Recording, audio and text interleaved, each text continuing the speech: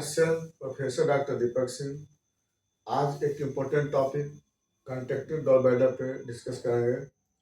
क्या है और क्यों हो जाता है और इसका ट्रीटमेंट क्या है। गॉल ब्लैडर एक बिलियरी ट्रैक्ट का पार्ट है। बिलियरी ट्रैक्ट जो लीवर से लेकर डियोडनम के बीच का जो ट्रैक्ट होता है ना, उसी को बोलते हैं बिलियरी ट्रैक्ट। जैसे ये लीवर है और लीवर में दो लोब होते हैं, एक लार्ज लोब एक स्मॉल लोब। दोनों लोब से निकलता है बाइल डक्ट, इधर से भी निकलता है बाइल डक्ट स्मॉल लोब से भी, और लार्ज लोब से निकलता है बाइल डक्ट। और ये जो बाइल डक्ट है फिर आगे चल करके सिस्टिकल बनाते हैं और उसका यहाँ बनता है गॉल ब्लैडर, इसको बोलते हैं गॉल ब्लैडर। और उसके बाद ये फिर आगे चल करके बनता है सीबीडी, कॉमन बाइल डक्ट। फिर ये पैंक्रेटिक डक्ट इधर से आता है ये, और फिर ये जा करके जुड़ जाता है किसमें, डियोडनम में। तो ये डियोडनम हुआ है ना, ये पूरे को बिलियरी ट्रैक्ट बोलते हैं। ये हो गया डियोडिनम। डियोडिनम क्या हो गया, डियोडिनम ये हो गया इंटेस्टाइन के पार्ट हो गए डियोडिनम। ये हो गया लीवर और ये हो गया गॉल ब्लैडर। गॉल ब्लैडर इसको बोलते हैं सीबीडी, कौन बाइडक्ट, इसको बोलते हैं बाइडक्ट, इसको बोलते हैं सिस्टिडक्ट। अब होता क्या है कि गॉल ब्लैडर का काम क्या है, यहां से लेकर के यहाँ क्या बोलते हैं, बिलियरी ट्रैक्ट बोलते हैं। गॉल ब्लैडर का काम क्या है कि बाइल को स्टोर करता है, बाइल को कंसंट्रेट करता है। कंसंट्रेट करता है, जो कंसंट्रेटेड बाइल होता है ना, वो डाइजेस्टिव सिस्टम बहुत अच्छा हेल्प करता है, कंसंट्रेटेड बाइल। तो ये जो बाइल है यहाँ पे आके स्टोर होता है इसी में। और फिर जब हम खाना जब खाते हैं आफ्टर ईटिंग, तो यहाँ से स्टमक से, यहाँ भी फोटो से नहीं बनाया इसको, यहाँ से हार्मोन निकलता है, उसका नाम है CCK, कोलेसिस्टोकाइनिन। अब CCK क्या करता है, गॉल ब्लैडर पे एक्शन करता है और गॉल ब्लैडर को कंटेक्ट करता है, तो यहाँ से बाइल निकल करके चलाता है कहाँ पे, डियोडनम में। CCK तो यानी हम जब खाना खाते हैं तो ये यहाँ पे कंटेक्ट होगा, बाइल निकलता है। तो ये फंक्शन है मेरा गॉल ब्लैडर का, जो आपको नॉर्मल बात है।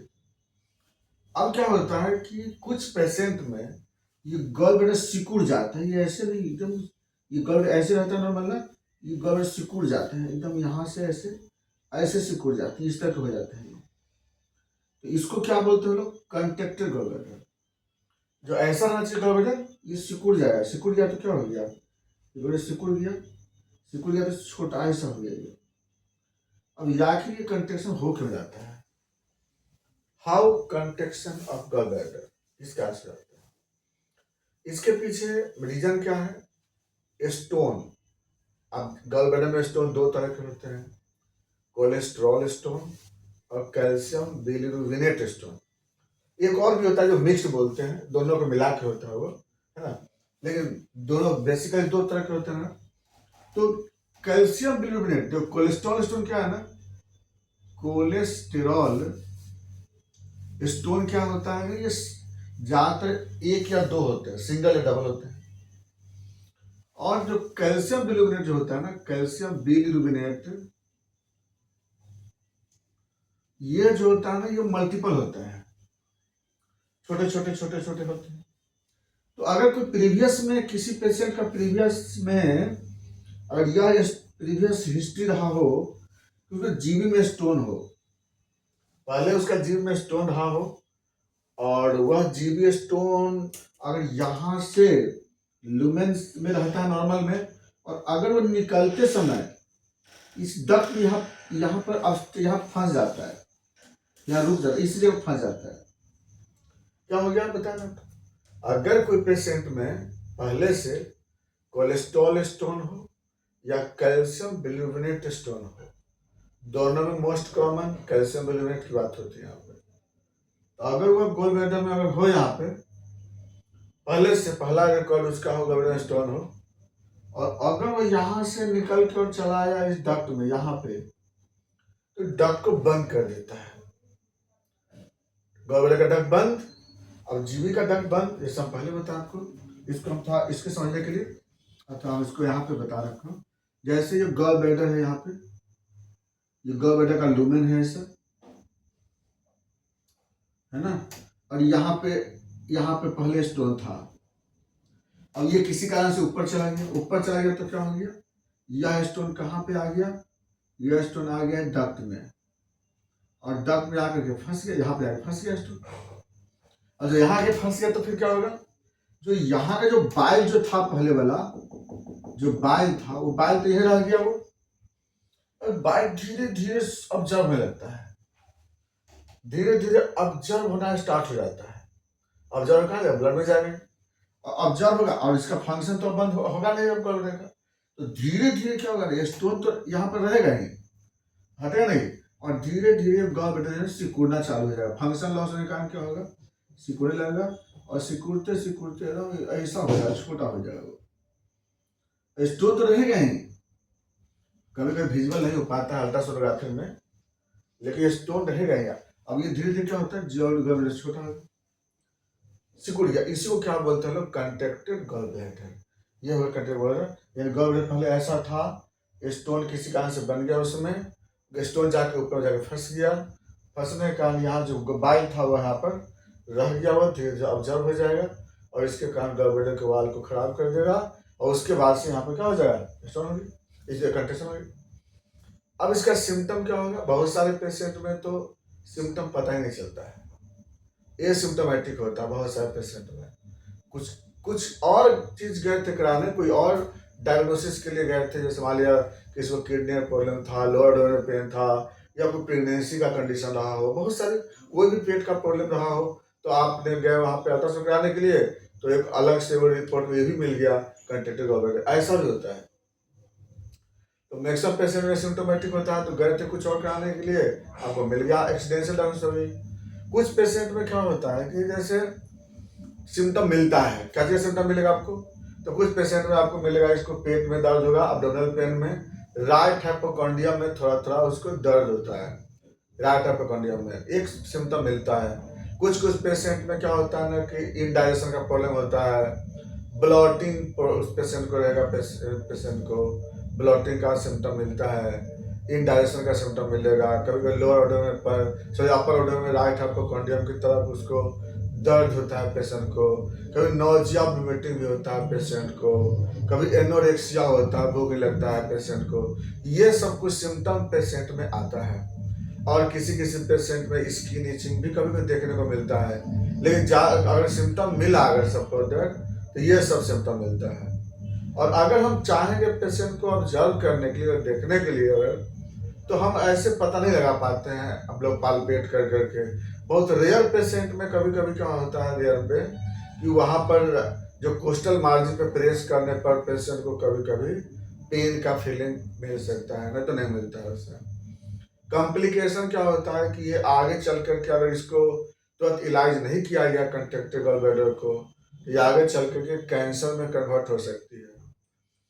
सबसे ज्यादा किन लोगों को होता है ये gall bladder contracted gall bladder, जिसका ब्लड ग्रुप बी पॉजिटिव होता है, या फिर जो फैटी होते हैं, जिनको बी कोलाई का इन्फेक्शन बार बार होता है, जिसको टाइफाइड फीवर बार बार होता है, रिपीट होते रहता है, उन लोगों के पेशेंट में ये जो प्रॉब्लम होता है ज़्यादा होता है पेशेंट को।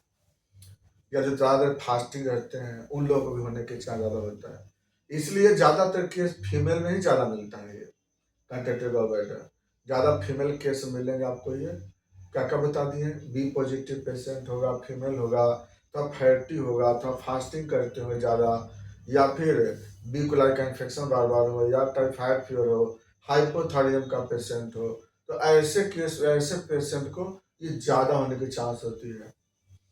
डायग्नोसिस क्या करते हैं हम लोग इसको, डायग्नोसिस वही है कि अल्ट्रासोनोग्राफी से पता लगेगा आपको, या ईआरसीपी कराते हैं, ईआरसीपी इंडोस्कोपी रेट्रोग्रेड कोरियोपेटोग्राफी, या फिर एमआरसीपी कराते हैं, एमआरसीपी कंफर्म कर देता है इस डायग्नोसिस को। और अल्कलाइन फॉस्फेटेज कराएंगे तो बढ़ा मिलेगा इसमें। ये सब कुछ जांच कराते हैं। ट्रीटमेंट क्या है? देखो अब इसमें तो सर्जरी में तो एक ही उपाय है इसको कि कोलिसिस्टेक्टोमी, है ना। ऑपरेशन में क्या है? कोलिसिस्टेक्टोमी मतलब रिमूवल ऑफ गॉल ब्लैडर, यही एक उपाय रहता है शरीर में। लेकिन वो तो लास्ट ऑप्शन है। हमें जब सर्जरी कराना ही है अगर सब प्रोडक्ट, तो हम कुछ दिन तक मेडिसिन को देख के क्यों नहीं हम लोग प्रेवेट कर सकते हैं। और कितने मरीज इसमें ठीक हो चुके हैं, मेडिसिन से ठीक हुए हैं।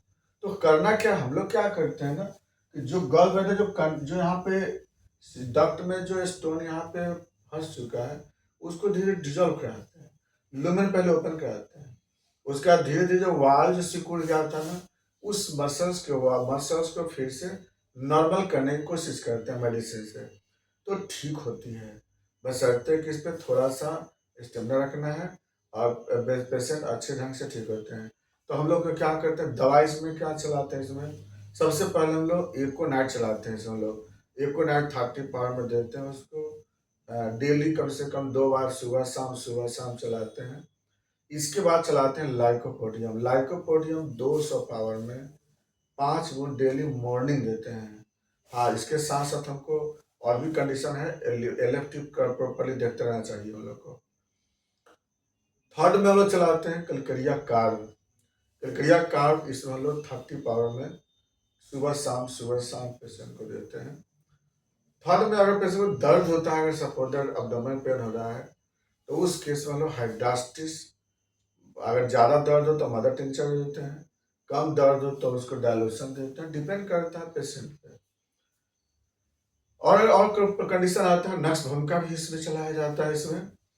और स्टोन के अनुसार जिस तरह का यहाँ पर स्टोन पता चलता है या पेशेंट का हिस्ट्री होती है, उसके अनुसार और भी दवाई इसमें चलाई जाती है, डिपेंड करता है पेशेंट पर। और बिल्कुल पेशेंट ठीक होता है इसमें।